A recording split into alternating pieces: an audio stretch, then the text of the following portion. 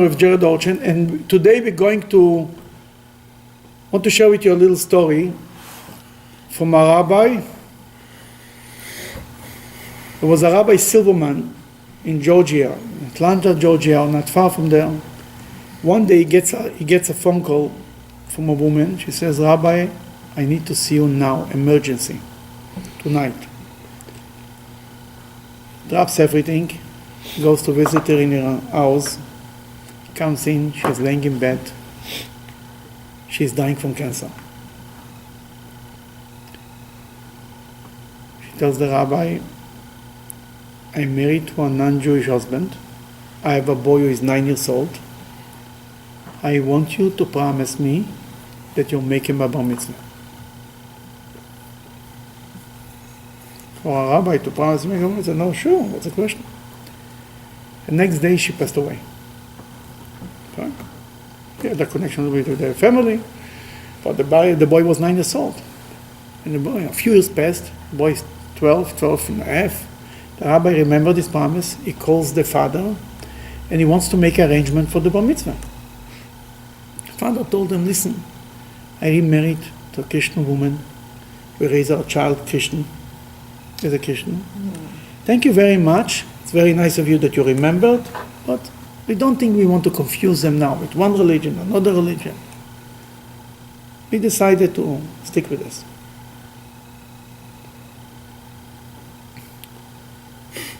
The rabbi hangs up the phone, but you can imagine he couldn't sleep all night. Here is a Jewish boy. He promised the mother that he's going to make the bat mitzvah, and the father shoved them off like this. Then the rabbi said, in the morning the rabbi calls them back to the father and tells him, "Listen, your son will grow up. One day he will ask you, tell me about the last night of my mother." And you'll tell him the story. You'll tell him that one part your mother called the rabbi, and the rabbi came and she asked him, "Promise me that you will make a bar mitzvah to my son." And your son will hear the whole story, and he will ask you, "What's the name of the rabbi?" And you'll tell him, and he will call me. He'll come to me, he'll tell me, "You promised my mother that you make me a bar mitzvah. Why you didn't live up to your promise?" What should I answer? What should I tell him when he will ask me this question? He was silent on the other side of the phone. And he said, "You know what, you're right." And they made him a bar mitzvah. In this week's Parsha, we read also a story about a woman who died very young. It was our mother Rachel, Jacob's wife. How old was Rachel when she died? The Medrash said she was 36 years old. When she gave birth to her younger son Benjamin. When you look at the Parsha, and you read in this Parsha Vayishlach, and you read what the midwife told her when she had a baby, the midwife told her, "Don't be scared, don't be afraid, this is also a boy." What kind of comfort word is this to a woman who is dying? I mean, if it be a girl, it's worse. What is the message? "Oh, don't be afraid. The doctor is coming. Don't be afraid, you'll survive." What means "don't be afraid, it'll be a boy"? What is behind it? What caused the death of Rachel? Yaakov had 2 wives. No, it was the idol that she had on her shadow. In last week's Parsha we read, you're going too far already, deeper. Then they were running away from Laban, and she stole the idols of Laban. And Jacob didn't know about it. And when Laban ran after Jacob and catched up to him, he told them, "Why have you stolen the idols?" Jacob got so upset, he says, "Anybody who stole your idols, should die." He didn't know it's his wife, Rachel, his beloved wife did it. From this curse, Rachel died.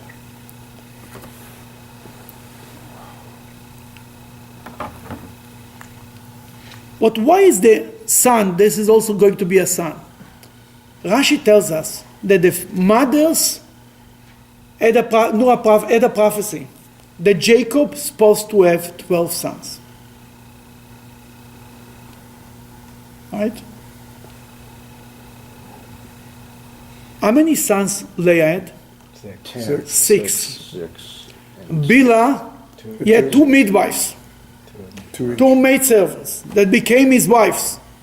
Bilhah and Zilpah. Bilhah had two sons, Zilpah had two sons. By now we have 10. Then Rachel had one son. What was the name of the son, the first son? Yosef. Why she named him Yosef? What's the word Yosef means?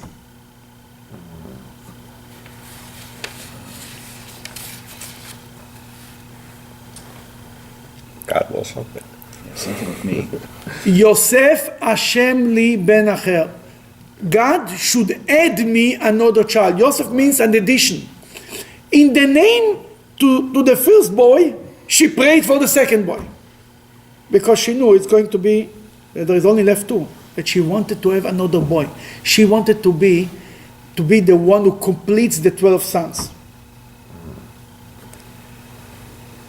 We see it also. We know who was also sensitive to this issue? Leah. When Leah had 3 sons, she called the oldest son, what's the name of the oldest son? Reuven. Why Reuven? Reuven comes to the word to see, Re'iyah. God saw the time hated. The second son? Shimon. God Shema, like the word Shema Israel, God heard my pain. The third son? Levi. Why Levi? Now my husband will join me. Why now my husband will join me? Because she knew it's going to be 4 wives. That she said, I did my share. 3. Once people, somebody comes and tells me, Rabbi, what's going to be with the Jewish people? So much assimilation. We need to have more children. I told them, what do you want from me? I do my share. What do you want from me? Leah said, I did my share. They came son number 4. What she called them? Judah. Why Judah? Grateful. Why grateful? When you get something more than you deserve, you're grateful for. What are the name of the Jewish people? Jews. Israel. Based on Judah. Jews. Yehuda. Grateful. Thankful. A person is thankful when he doesn't think he's entitled. That's a side note. She had 4 sons. Then she had later another 2 sons, 6. Then she had a daughter. What's the name of the daughter? Dina.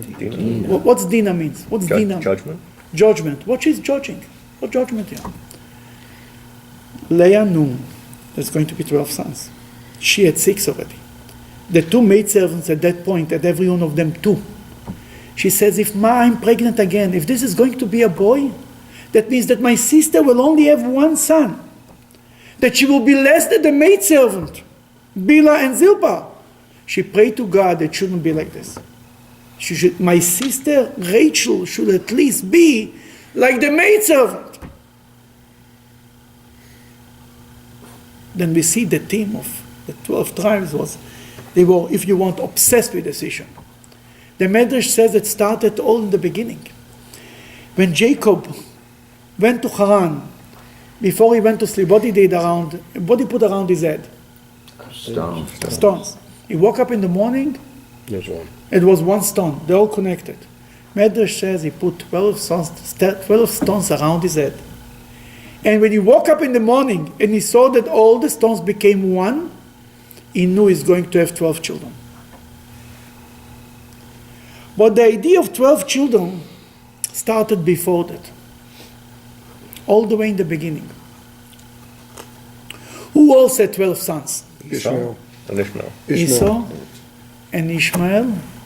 And I have news for you, somebody else.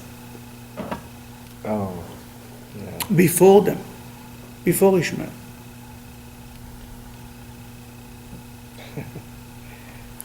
Nahor. Nahor had 12? I think so. Right? I think so. We'll check it about it later. He's a son? Nahor is Abraham's brother. When Abraham speaks to God, and God tells him, "I'm going to have a son, Isaac." Ishmael was already alive. He says, "You know what? Just let Ishmael to be a good boy. That's good enough for me."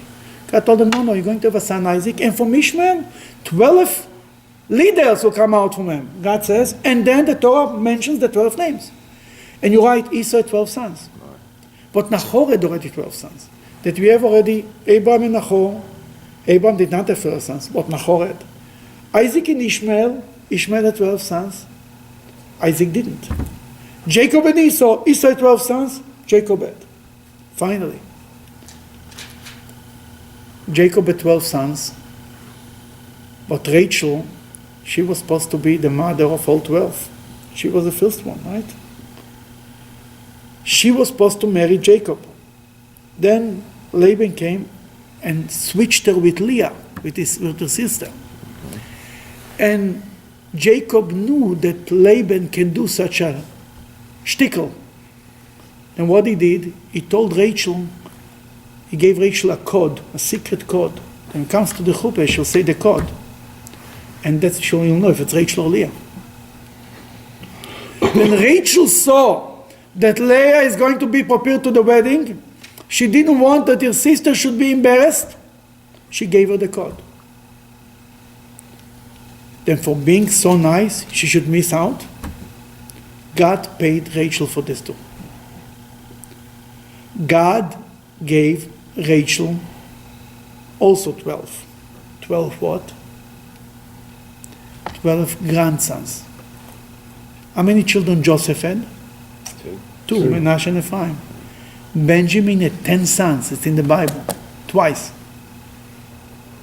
Together, he had 12 grandchildren. She had 12 grandsons. She had 12 boys. In her own way, she had the 12 sons. Then we see that the team of 12 goes all the way from the beginning, from Nahor, Ishmael, Esau, Yaakov, Joseph, Rachel, all over. Why 12? What's unique about the number 12? 12 months. 12 months of the year. That means the Jewish people, every tribe has his own month. It's not that all Jews have to have the same. There is 12 gates to heaven. There is 12 ways of prayer books if you want. Nusachs. There is 12. The people can connect to God in different ways, as long as it's within the frame of Jewish law. Some people like Pesach, they like the holiday, the month of Nisan. Some people like Hanukkah. Other people like Shavuos. Some people like picnics, they like Ba'omer. Other people like to say Al-Chaim, for them it's Purim. Everyone has his own connection to God. That's how the 12 tribes. Every month has his own tribe, his own way to connect to God. Then maybe somebody who enjoys the month of the high holidays, maybe it's from the tribe of Reuven. Reuven was known for his repentance, for doing tshuva, everyone is his own connection. But we see that the connection is everyone has his own way to connect to God. But there is a 13th tribe, right? Who is the 13th tribe? In the end of Tu'i, Jacob had 12 sons. But then when he divided it into tribes, instead of Joseph, we have two tribes from Joseph, Menashe and Ephraim. Then the Jewish people is not 12 tribes, it's 13 tribes. Why we call it 12? Because it's 12 tribes plus the tribe of the Levites. The Levites were like a separate tribe. That's why some years we have only 12 months. When we have a leap year in the Jewish calendar, it's not a leap year, it's not an extra day. A leap year is an extra month. Sometimes we have extra month. It means we have a gate that includes everybody. One gate, there is 12 gates to heaven, and there is one gate, Shara Koilel. It includes everyone. You know which gate of it?